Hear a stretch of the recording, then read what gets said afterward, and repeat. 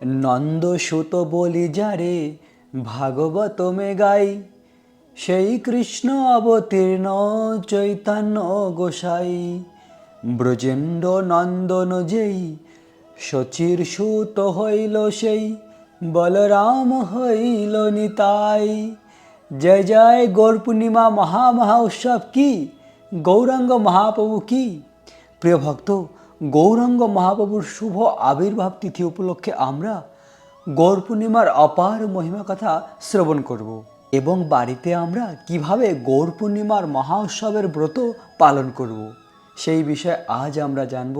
এবং যেহেতু ৩রা মার্চ গৌর পূর্ণিমার দিন চন্দ্রগ্রহণ রয়েছে, তো গ্রহণের সময় আমরা কি করে ভগবানের অভিষেক করব, কি করে ব্রত পালন করব, এই সকল বিষয় আজ আমরা শ্রবণ করব। গৌরাঙ্গ মহাপ্রভুর মহিমা কথা শ্রবণ করব। কেনই বা গৌরাঙ্গ মহাপ্রভু এই মহাবাদন্যায় রূপ নিয়ে প্রকাটিত হয়েছেন? ৩রা মার্চ অতি পবিত্র দিন, গৌরাঙ্গ মহাপ্রভুর শুভ আবির্ভাব তিথি। সেই ব্রজেন্দ্র নন্দন কৃষ্ণ এই কলিযুগে ভক্তরূপে অবতীর্ণ হয়েছেন সকলকে প্রেম দান করার জন্য। ব্রজেন্দ্র নন্দন কৃষ্ণের এই রূপ সব থেকে দয়াময়, সব থেকে উদার রূপ, কেননা অকাতরে সকলকে কৃষ্ণ প্রেম দান করেছে। সেজন্যই সকলের এই গৌর পূর্ণিমার ব্রত পালন করা উচিত। তো বাড়িতে আমরা সহজভাবে কি করে এই গৌরাঙ্গ মহাপ্রভুর আবির্ভাব তিথির গৌর পূর্ণিমার ব্রত পালন করব। গৌরাঙ্গ মহাপ্রভুর এই পবিত্র ব্রত পালন করার বিধি হলো সকাল থেকে সন্ধ্যা পর্যন্ত উপবাস থাকা এবং সন্ধ্যার পরে অনুকল্প প্রসাদ গ্রহণ করা। আর গৌর পূর্ণিমার পুরো দিন ভগবানের মহিমা কথা শ্রবণ করুন। যেহেতু গৌরাঙ্গ মহাপ্রভু ঠিক গোধূলির সময়, সন্ধ্যার সময় আবির্ভূত হয়েছিলেন, তাই সন্ধ্যা পর্যন্ত উপবাস। সন্ধ্যার পরে একাদশীর প্রসাদ রন্ধন করে ভগবানকে ভোগ নিবেদন করে সেই মহাপ্রসাদ গ্রহণ করুন। এবং তার পরের দিন অর্থাৎ গৌর পূর্ণিমার পরের দিন রয়েছে জগন্নাথ মিশ্রর মহা উৎসব। যেমন বৃন্দাবনে নন্দ উৎসব রয়েছে, তেমনি গৌর পূর্ণিমার পরের দিন জগন্নাথ মিশ্রের মহা উৎসব রয়েছে। তাই গৌর পূর্ণিমার পরের দিন ৪ মার্চ আপনারা সকলে সূর্য উদিত হওয়ার পরে পালন করুন অন্নপ্রসাদ দিয়ে। এবার সকলের মনে এই প্রশ্নটি হতে পারে, গৌর পূর্ণিমার দিন যেহেতু বিশ্বের প্রায় সকল স্থানেই চন্দ্রগ্রহণ রয়েছে, তো চন্দ্রগ্রহণের সময় আমরা কি করে গৌর পূর্ণিমার ব্রত পালন করব। তো ভারতের এই চন্দ্রগ্রহণের সময় হলো বিকেল ৩টা ২০ থেকে সন্ধ্যা ৬টা ৪৮ পর্যন্ত। তো যেহেতু এই সময় চন্দ্রগ্রহণ রয়েছে, ওই সময় বেশি বেশি করে ভগবানের নাম করুন, গৌরাঙ্গ মহাপ্রভুর মহিমা কথা শ্রবণ করুন। এর পরে ৬টা ৪৮-এর পরে গৌরাঙ্গ মহাপ্রভুর জন্য অভিষেকের সব কিছু তৈরি করুন। অভিষেক করুন, অভিষেকের পরে রন্ধন করুন, তারপরে ভগবানকে ভোগ দিয়ে প্রসাদ গ্রহণ করুন, একাদশীর প্রসাদ অনুকল্প। তাছাড়া অনেকের আরও প্রশ্ন রয়েছে, যেমন এই চন্দ্রগ্রহণের সময় কি স্নান করবেন নাকি চন্দ্রগ্রহণের পরে স্নান করবেন। যেহেতু বিকাল ৩টা ২০ থেকে ৬টা ৪৮ পর্যন্ত এই গ্রহণ রয়েছে, ওই সময় শুধুমাত্র ভগবানের নাম জপ করুন। ওই সময় ভগবানের মন্ত্র জপ করলে মন্ত্রে সিদ্ধি লাভ করা যায়, অতি পাওয়ারফুল সময়। তো গ্রহণ সমাপ্ত হওয়ার পরে সর্বপ্রথম যে কাজটি করতে হবে সেটা হলো স্নান করতে হবে।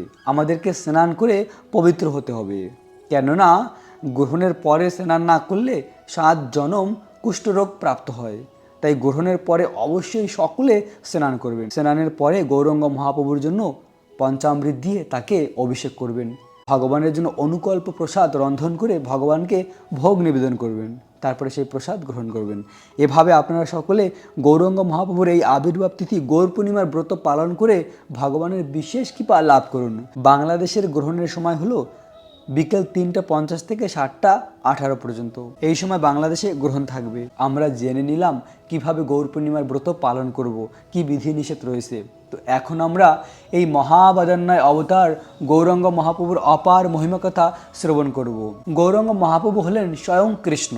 কৃষ্ণই রাধারানীর অঙ্গকান্তি নিয়ে রাধারানীর প্রেমরস আস্বাদন করার জন্য এই ভক্তরূপে অবতীর্ণ হয়েছেন। আর এই গৌর পূর্ণিমার দিন বৃন্দাবনে হোলি উৎসব পালিত হয়, সকলে মিলে হোলি খেলে মহা আনন্দে। তো এই হোলি উৎসব কবে থেকে শুরু হয়েছে? ব্রজলীলা থেকে শুরু হয়েছে। বৃন্দাবনে একবার শ্যামসুন্দর কৃষ্ণ তার মা যশোদার কাছে গিয়ে বললেন, মাইয়া যশোদা, দেখো মা, আমি এরকম কালো, কিন্তু রাধা কত ফর্সা, আমি কালো কেন? তো মা যশোদা বলল, দেখো ওই পূর্ণিমার দিনে তুমি রাধারানী আর গোপিকাদের আবির লাগাবে, আর আবির লাগানোর মাধ্যমে তুমিও রাধারানীর গায়ের রং হয়ে যাবে, আর রাধারানী গোপিকারাও অন্য রং হয়ে যাবে। এভাবে মা যশোদাই কৃষ্ণকে এই আবির লাগাতে বলেছিল। আর যেদিন আবির লাগিয়েছিল রাধারানী আর গোপিকাদের, ওই দিন ছিল এই গৌর পূর্ণিমার দিন। তাই সেই দিন থেকে বৃন্দাবনে হোলি উৎসব পালিত হয়। আজও বৃন্দাবনে সকলে এই হোলি উৎসব বানায়। এছাড়াও ভগবানের আরও অনেক মধুর লীলা রয়েছে এই হোলি উৎসব নিয়ে বৃন্দাবনে। বৃন্দাবন থেকেই প্রথমে হোলি উৎসব শুরু হয়। তো আমরা ভগবানকে আবির লাগাতে পারি কি করে? ভগবানের চরণে, ভগবানের মুখমণ্ডলে আমরা আবির লাগাতে পারি। আর ওই ভগবানের প্রসাদী আবির আমরা আমাদের গালে কিংবা মস্তকে লাগাতে পারি। তবে ভগবানের প্রসাদী আবির যেন কারো চরণে না লাগে। এভাবে ভগবানের স্মরণ করে, বৃন্দাবন ধামকে স্মরণ করে আমরা এই হোলি উৎসব বানাতে পারি। এবং এই উৎসবের মূল ভগবানের প্রীতিবিধান হওয়া উচিত। যদি আমরা নিজেদের আনন্দের জন্য করি তাহলে সেটা ইন্দ্রিয় তৃপ্তি হবে। যদি আমরা কৃষ্ণকে নিয়েই হোলি উৎসব পালন করি তাহলে ভগবানের প্রীতিবিধান হবে। প্রিয় ভক্ত, এই সেই দুর্লভ স্থান গৌরাঙ্গ মহাপ্রভুর আবির্ভাব স্থান। এই স্থানেই, এই নিম গাছের নিচে স্বয়ং ব্রজেন্দ্রনন্দন কৃষ্ণ ভক্তরূপে অবতীর্ণ হয়েছেন। এবং আজও এই স্থানটি রয়েছে। এই স্থানকে অতি পবিত্র স্থান বলা হয়, ব্রহ্মাণ্ডের সর্বশ্রেষ্ঠ পবিত্র স্থান। কেননা পরম পুরুষোত্তম স্বয়ং এই স্থানে আবির্ভূত হয়েছে। ভগবান কৃষ্ণ তার বৃন্দাবনে অনেক মাধুর্যমণ্ডিত লীলা করে যখন কৃষ্ণ তার স্বধামে গিয়েছেন, যথেষ্ট বিহারী কৃষ্ণ করেন অন্তর্ধ্যান, অন্তর্ধ্যান করিয়া চিত্তে করেন অনুমান। ভগবান তার লীলা সমাপ্ত করে যখন তার স্বধাম গিয়েছেন তখন কৃষ্ণ মনে মনে চিন্তা করলেন, চিরকাল নাহি করি প্রেম ভক্তি দান, ভক্তি বিনা জগতের নাই তো স্থান। আরে আমি তো এই ব্রজের উন্নত প্রেম, এই প্রেম সবসময় দান করি না, তবে কি করে বদ্ধজীব আমার এই অপ্রাকৃত ব্রজ বৃন্দাবনের প্রেমকে লাভ করবে? তারা কি করে আমার ধামে ফিরে আসবে? তখন কৃষ্ণ চিন্তা করলো, আপনি আচারিয়া জীবেরে শিখাইমু, আমি নিজে ভক্তরূপে যাব, ভক্তরূপে গিয়ে সকলকে কৃষ্ণ ভক্তির শিক্ষা প্রদান করব। কি করে আমার ধামে তারা ফিরে আসবে, কি করে রাধারানী আর গোপিকাদের প্রেম বুঝতে পারবে? জন্য ভগবান অবতীর্ণ হয়েছেন। আর তাছাড়াও যেটি অন্তরঙ্গা কারণ ছিল সেটা হলো গোপিকারা এবং রাধারানী কৃষ্ণকে ভালোবেসে কি আনন্দ পায়।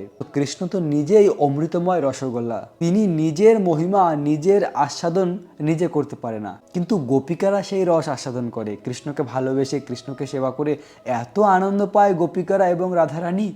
তো কৃষ্ণ চিন্তা করলো, আরে এই গোপিকারা কত আনন্দ প্রাপ্ত হয়, তো তাদের আনন্দটা কীরকম, তারা কীরকম আমাকে ভালোবেসে আনন্দ পায়, আমিও সেই রস আস্বাদন করব। কিন্তু ভগবান হয়ে থাকলে তো সেই রস আস্বাদন করতে পারবো না। তাই ভগবান আবার ভক্তরূপে অবতীর্ণ হয়েছেন রাধারানীর অঙ্গকান্তি ভাব নিয়ে, চৈতন্য মহাপ্রভু রূপে। আর তার এই শুভ আবির্ভাব তিথি গৌর পূর্ণিমার ব্রত আমরা আনন্দ সহকারে পালন করব। সেই ভগবান কৃষ্ণই ভক্তরূপে অবতীর্ণ হয়েছেন। কেন না? রাধারানী গোপিকাদের প্রেম রস আস্বাদন করার জন্য।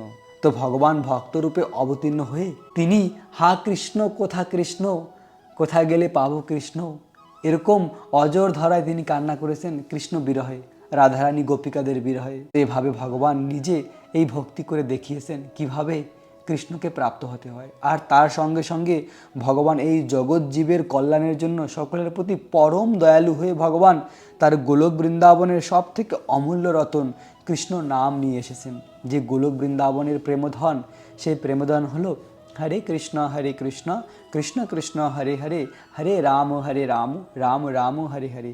এই মন্ত্র ভগবান তার সঙ্গে করে নিয়ে এসেছেন এবং কৃষ্ণ এই ভক্তরূপে সকলকে সেই মন্ত্র দান করেছেন এবং নিত্যানন্দ প্রভুর মাধ্যমে সকলকে বিলীন করেছে। সেই মন্ত্র যদি আমরা জপ করি এই জন্মে আমরা কৃষ্ণকে প্রাপ্ত হতে পারি।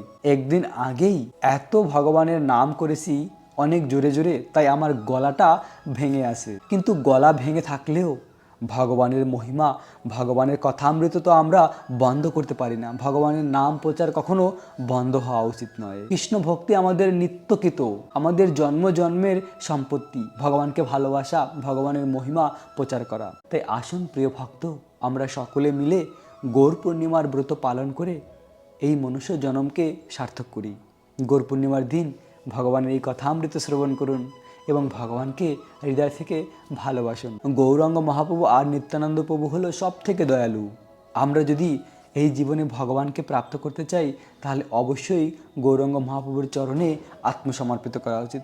কেননা গৌরাঙ্গ বিনা আমরা কৃষ্ণপ্রেম প্রাপ্ত হতে পারবো না। তাই তো বলা হয়, গৌরমণ্ডল ভূমি যেবা জানে চিন্তামণি, তারও হয় ব্রজভূমি বাস। এই গৌরমণ্ডল ভূমি এবং গৌরাঙ্গ মহাপ্রভুর মহিমা জানার মাধ্যমেই ব্রজ বৃন্দাবন ধাম প্রাপ্ত হওয়া যায়। তাই তো আমরা যদি এই জীবনে কৃষ্ণকে প্রাপ্ত করতে চাই তাহলে এই গৌর পূর্ণিমার ব্রত পালন করা, ভগবানকে হৃদয় থেকে ভালোবাসা উচিত। এর মাধ্যমেই কেবল আমরা ভগবানকে প্রাপ্ত হতে পারি। তো বৃন্দাবন ধাম হলো শ্রীমতী রাধারানীর, বৃন্দাবনেশ্বরী রাধারানী।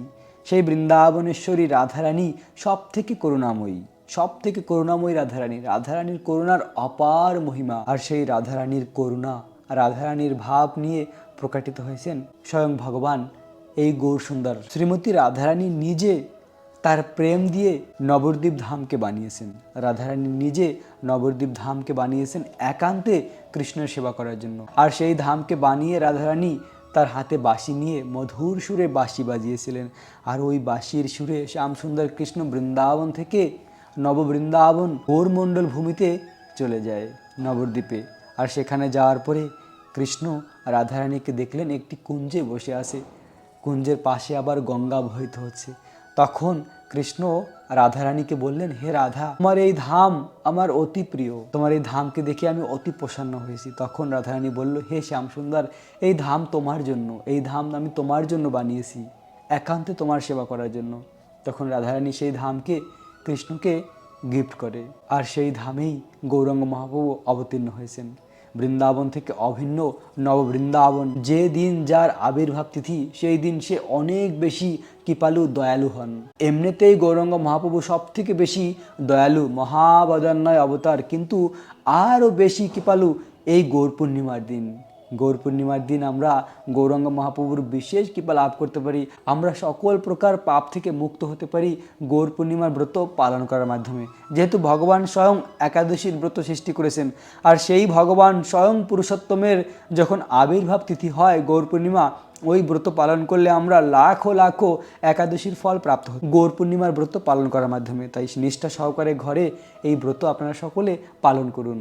আর এই চন্দ্রগ্রহণের পরেই আপনারা অভিষেক করুন এবং প্রসাদ গ্রহণ করুন। চন্দ্রগ্রহণের সময়টিতে কিছুই করা যাবে না, শুধুমাত্র হরিনাম জপ করুন। তো এভাবে আমরা সকলে এই গৌর পূর্ণিমার ব্রত পালন করে এই গৌর সুন্দর ভগবানের বিশেষ কৃপা লাভ করতে পারি।